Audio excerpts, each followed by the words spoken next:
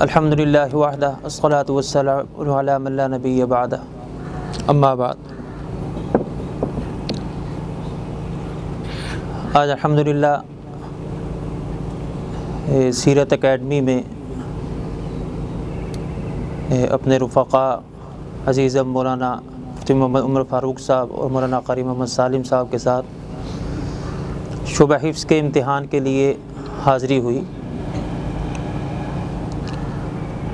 دو چیزیں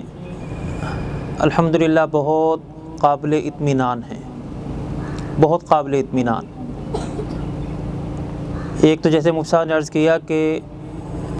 سرپرست جو ہیں وہ غافل نہیں ہیں۔ عموماً اداروں میں ایسا دیکھنے کو ملتا ہے کہ بچے کو حفظ کے لیے چھوڑ دیا جاتا ہے اور اس کے بعد جس طرح عصری تعلیم کے لیے والدین فکر مند ہوتے ہیں، قرآن پاک کی تعلیم کے لیے وہ فکر دیکھنے کو نہیں ملتی۔ لیکن آج یہاں یہی چیز دیکھ کے بہت خوشی محسوس ہوئی کہ الحمدللہ جس طرح بچوں پہ ادارہ محنت کر رہا ہے، اس لیے کہ حقیقت یہ ہے کہ بچوں کی تعلیم و تربیت کے حوالے سے جو ماہرین کہتے ہیں کہ بچوں کی تربیت میں 70% حصہ والدین کا ہے۔ بچہ سارا ہفتہ بے شک ادارے میں گزارتے، آپ کے بچے تو صرف صبح آتے ہیں شام کو چلے جاتے ہیں سپہر میں، اگر پورا ہفتہ بھی بچہ ادارے میں رہے اور صرف ایک دن کے لیے اپنے گھر جائے، پھر بھی 70% بچے کی تربیت کی ذمہ داری والدین پہ۔ تو یہاں ایک تو یہ چیز دیکھ کے بہت خوشی محسوس ہوئی کہ الحمدللہ والدین کا مکمل تعاون ادارے کو حاصل ہے الحمدللہ، اور انشاءاللہ یہ بچوں کی ترقی کے لیے ایک بہت اہم سنگ میل ثابت ہوگا انشاءاللہ۔ اور دوسرا ہمارے ہاں جو ایک مروجہ امتحان جو ہم دیکھتے ہیں، ہم نے بھی اسی طرح امتحان دیے اور آج تک لیتے آ رہے ہیں، لیکن یہ جو امتحان کا جو آج طریقہ کار دیکھنے کو ملا، یہ مروجہ امتحان کے طریقہ کار سے ذرا ہٹ کے ہے۔ یہ بہت قابل اطمینان ہے اور قابل ستائش بھی ہے، قابل مبارکباد ہے، اس لیے کہ بہت سارے بچے قرآن پاک حفظ کر لیتے ہیں اور حفظ کرنے کے بعد اپنی ذات کے حد تک انہیں قرآن پاک یاد بھی ہوتا ہے، اپنے ماحول کے اندر استاد کو بھی سنا لیں گے، طلباء ساتھیوں کو بھی کلاس کے اندر ماحول کے اندر سنا لیں گے، لیکن اپنے والدین کے سامنے یا عوام الناس کے سامنے پڑھنے کی ان کے اندر ہمت نہیں ہوتی،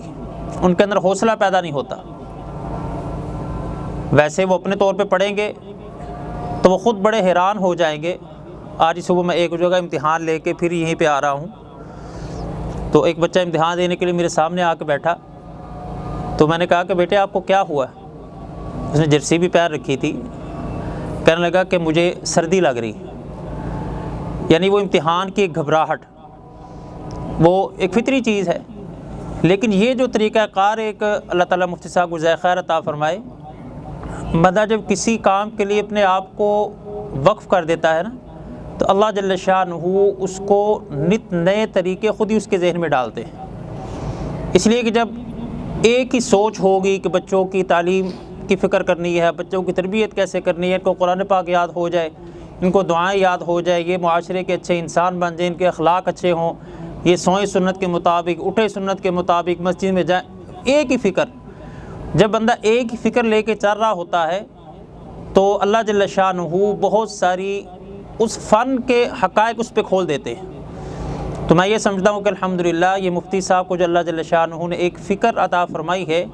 اور یہ جو مروجہ طریقہ کار سے ایک ہٹ کے آج امتحان لیا، یہ بہت قابل مبارکباد ہے، اور بلکہ میں تو یہ کہوں گا کہ قابل تقلید ہے۔ اس سے انشاءاللہ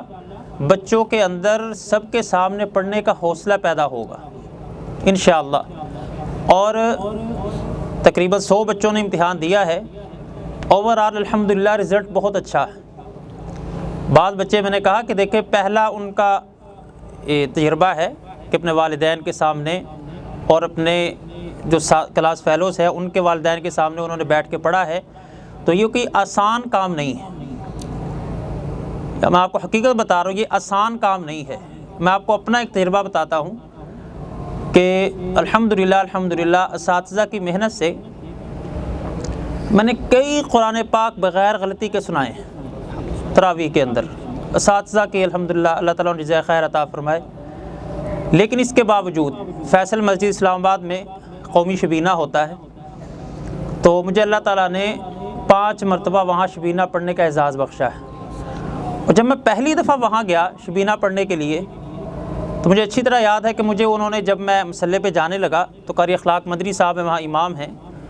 انہوں نے کہا کہ آپ نے 10واں پارہ پڑھنا ہے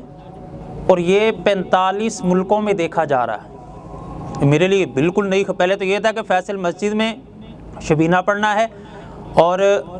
ملک پاکستان کا سب سے بڑا شبینہ ہے، سب سے اہم مسجد ہے ملک پاکستان کی، اور پورے پاکستان سے وہاں صرف 11 قرہ سلیکٹ ہوتے ہیں۔ ایک اس کا ایک روب تھا، ایک انہوں نے مجھے بتلایا کہ یہ 45 ملکوں میں دیکھا جا رہا ہے۔ پورے پارے میں الحمدللہ غلطی نہیں آئی، لیکن آپ یقین مانیں کہ پورا ایک پاؤ پڑھتے ہوئے باقاعدہ میری ٹانگیں کانپتی رہی۔ میں اس وقت باقاعدہ تجوید کا استاد تھا، تو یہ اس طرح سامنے آ کے بیٹھ کے پڑھنا کوئی آسان کام نہیں ہے۔ بہت ہی مبارکباد کے مستحق ہیں بچوں کے والدین، اور خصوصاً ادارہ اور حضرت مفتی صاحب کے اللہ تعالیٰ ان کی کوششوں کو برابر فرمائے، اور اللہ جل شانہ اس ادارے کو دن دگنی رات چگنی ترقیات نصیب فرمائے۔ وما علینا الا البلاغ المبین۔ رسول اللہ رسول اللہ رسول اللہ رسول اللہ